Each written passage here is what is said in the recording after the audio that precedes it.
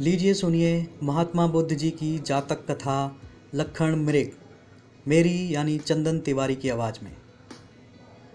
हजारों साल पहले मगध जनपद के एक निकटवर्ती वन में 1000 हिरणों का एक समूह रहता था, जिसके राजा के 2 पुत्र थे, लक्ष्मण और काल।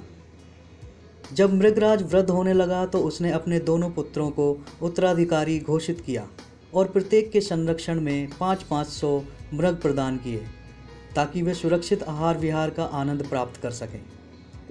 उन्हीं दिनों फसल काटने का समय भी निकट था तथा मगधवासी अपने लहलहाते खेतों को आवारा पशुओं से सुरक्षित रखने के लिए अनेक प्रकार के उपक्रम और खाइयों का निर्माण कर रहे थे।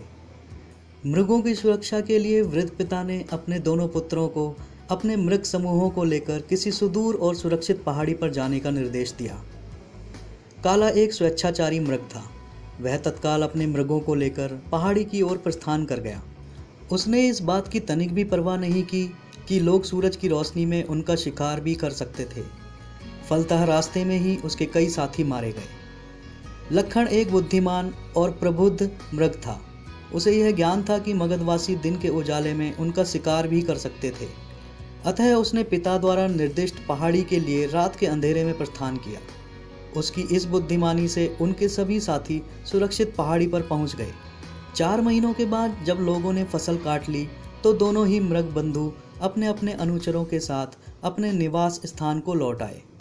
जब वृद्ध पिता ने लक्ष्मण के सारे साथियों को जीवित और काला के अनेक साथियों के मारे जाने का कारण जाना तो उसने खुले दिल से लक्ष्मण की बुद्धिमत्ता की भूरी भूरी प्रशंसा की। अभी आप सुन रहे थे महात्मा बुद्ध जी की जातक कथा लक्ष्मण मृग, मेरी यानी चंदन तिवारी की आवाज़ में।